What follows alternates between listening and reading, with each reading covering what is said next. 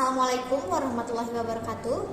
Perkenalkan, kami dari kelompok 12, tugas mata kuliah Human Resource Management. Saya Lira Rismaya. Dan saya Ardiansah.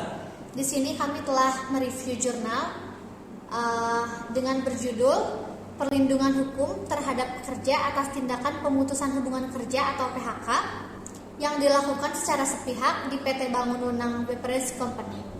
Penulis oleh Elisa K.S. Tumeleng tahun 2017. Untuk reviewer saya sendiri dan Ardiansyah. Dari judul jurnal tersebut, variabel X mungkin merujuk kepada perlindungan hukum, variabel Y dapat merujuk kepada pekerja, dan variabel Z mungkin berkaitan dengan tindakan pemutusan hubungan kerja atau PHK secara sepihak.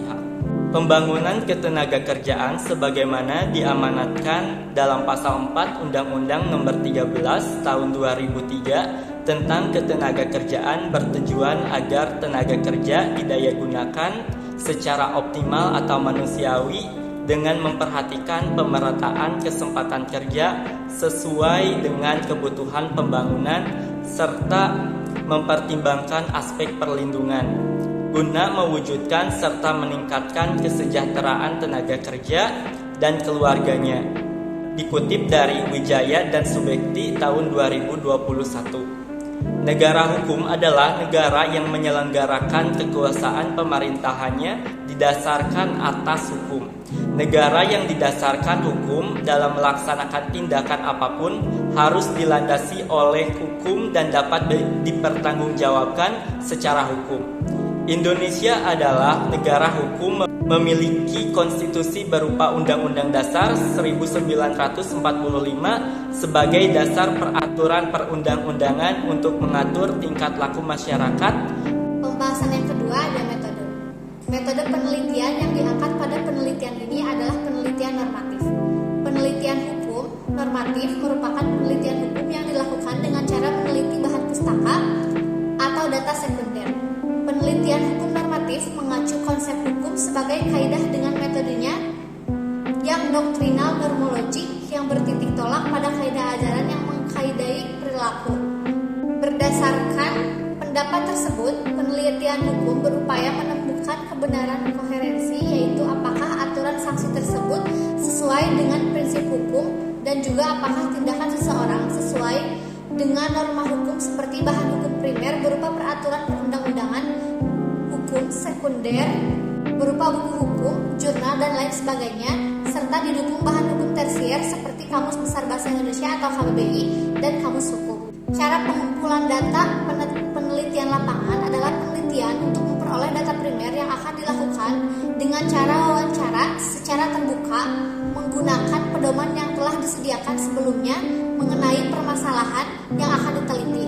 Ditunjukkan kepada narasumber untuk memperoleh keterangan yang lebih lanjut sehingga penulis dapat memperoleh jawaban yang lebih lengkap dan mendalam berkaitan dengan permasalahan yang diteliti, yaitu perlindungan hukum terhadap pekerja atas tindakan pemutusan hubungan kerja atau PHK yang dilakukan secara sepihak di PT Bangun Wenang Beverage Company, dan responden penulis mengambil narasumber yang berkompeten. A. Kepala Dinas Tenaga Kerja Sosial Provinsi Sulawesi Utara yang diwakili oleh Sekretaris Dinas Kasubag Umum Bapak Jetro R. Izak SSOS. Yang B. Manajer HRD PT Bangun Wenang Beverage Company Bapak Rudi MSH. C. Ketua Federasi Serikat Pekerja Bangunan dan PU Serikat Seluruh Indonesia atau SPSI Provinsi Sulawesi Utara. D. Perwakilan pekerja atau buruh dari PT Bangun Wenang Beverage Company.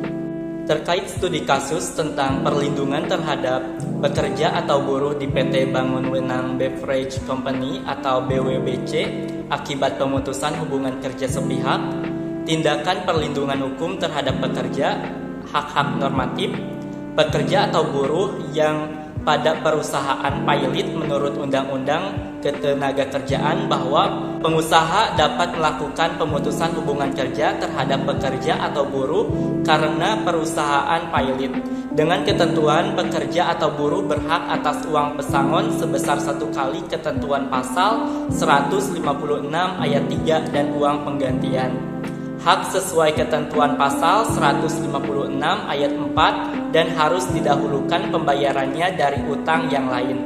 Hak-hak normatif pekerja itu sendiri merupakan salah satu hak asasi manusia karena kerja berkaitan dengan hak atas hidup, bahkan hak atas hidup yang layak.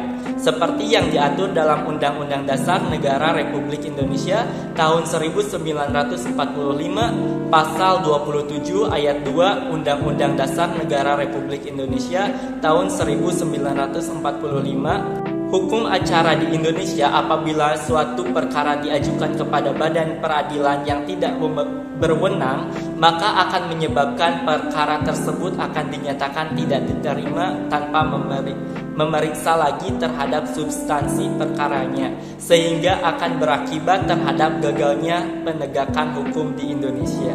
Selanjutnya ada hasil dan pembahasan. A. Peran serikat pekerja di Indonesia.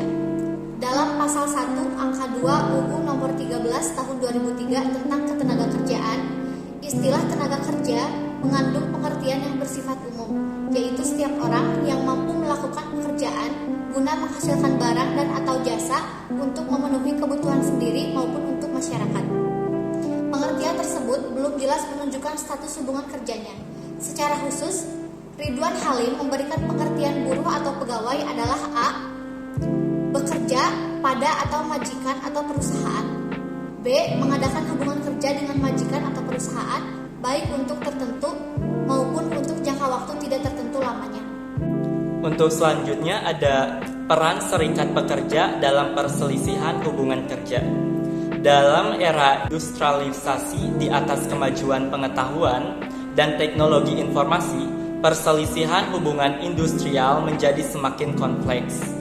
Untuk penyelesaiannya diperlukan institusi yang mendukung mekanisme penyelesaian perselisihan yang cepat, tepat, adil, dan murah. Undang-Undang Nomor 22 Tahun 1957 tentang penyelesaian pemburuhan dan Undang-Undang Nomor 12 Tahun 1964 tentang pemutusan hubungan kerja di perusahaan swasta sudah tidak sesuai lagi dengan perkembangan keadaan dan kebutuhan tersebut. Perselisihan hubungan industrial umumnya terjadi karena terdapat ketidaksepahaman dan perbedaan kepentingan antara pelaku usaha dan pekerja. Menurut Yuditya dan kawan-kawan pada tahun 2021, hubungan industrial ini juga dikaitkan dengan interaksi pekerja di tempat kerja. Hal tersebut akan terasa apabila terdapat permasalahan atau gejolak. Suasana kerja akan berubah dan berakibat pada penurunan kinerja serta produktivitas di tempat kerja. Semua itu tergantung pada berhasil atau gagalnya dalam mengelola hubungan industrial dalam perusahaan. Berdasarkan pengertian perselisihan hubungan industrial tersebut, maka dalam pasal 1 angka 2 Undang-Undang Nomor 2 Tahun 2004 tentang penyelesaian perselisihan hubungan industrial membagi jenis perselisihan hubungan industrial menjadi: yang pertama, perselisihan hak; yang kedua, perselisihan kepentingan; yang ketiga, perselisihan pemutusan hubungan kerja; dan yang keempat, perselisihan antar serikat pekerja. Yang terakhir ada kesimpulan.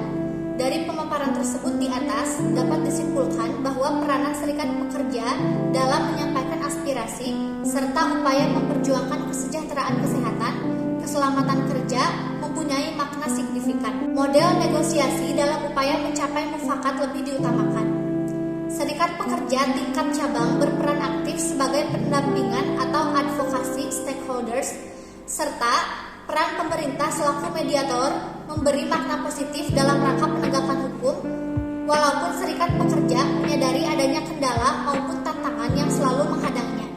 Namun demikian, kontribusi serikat pekerja dalam melaksanakan fungsi dan peranan untuk membangun jalinan hubungan yang kondusif serta proporsional memberi warna tersendiri dalam pembangunan nasional di bidang ketenagakerjaan.